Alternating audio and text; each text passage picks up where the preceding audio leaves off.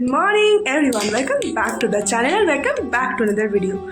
So এখন প্রায় 8টা মতো বাজতে চললো আর আমাদের বেরোনোর টাইম হয়ে এসেছে। ফুল রেডি হয়ে গেছি আর এখন যাবো ব্রেকফাস্ট করতে যাবো নিচে, কারণ সব রেডি হয়ে গেছে আর ড্রাইভার দাদাও বেরিয়ে পড়েছে, কিছুক্ষণের মধ্যেই চলে আসবে। সো চল।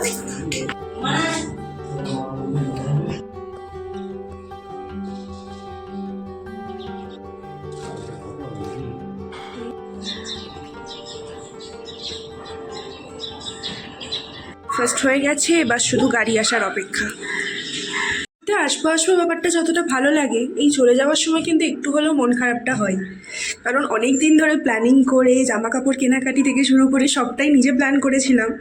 আর সেজন্য হয়তো হট করে এলাম আর এই 7টা দিন যেন কেমন করে চলে গেল, একটা খারাপ লাগা তো কাজ করছেই। বাট যাই হোক, এটা রিফ্রেশমেন্ট হলো এটা, কারণ প্রায় কয়েক বছর পর আমরা আবার সবাই একসাথে বেরোতে পারলাম, তো ভালো লাগা রয়েছে। বাট ওই চলে যাব, ভ্যাকেশন শেষ, এটা একটা খারাপ লাগাও কাজ করছে। এসে গেছে, now it's time to leave. Bye bye Sikkim. Time to leave.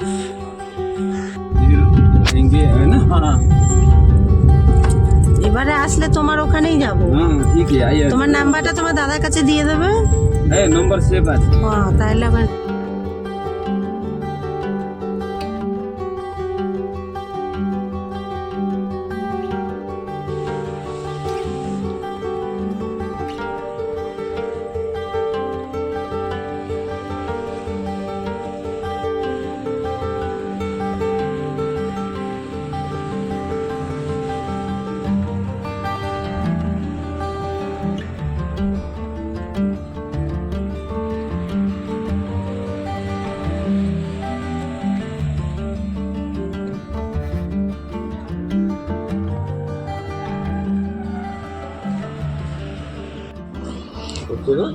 Popping candy নিয়েছিলাম, আমার ভালো লাগে বলে, সবার ভালো লেগে গেছে। ये तो डुआर्स का एक साइड है ना ये? ना ये दार्जिलिंग में आता है पूरा।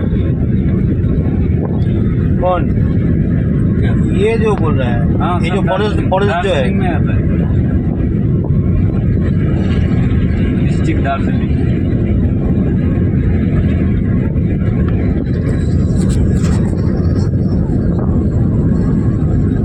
हम पहले जानते थे ये डुआर्स का साइड में पड़ता है ये। সুন্দর রাস্তাটা।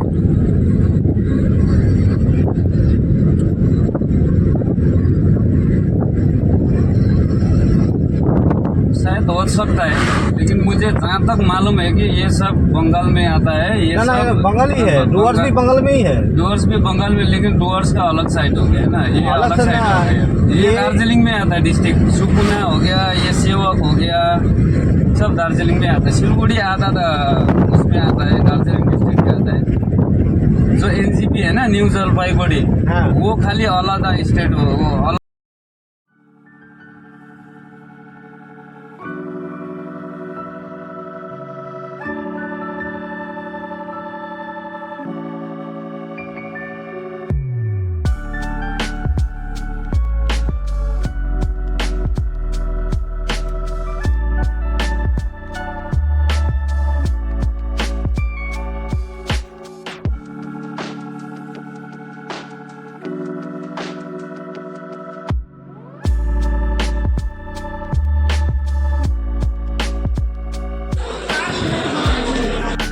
দেয়নি এখনো।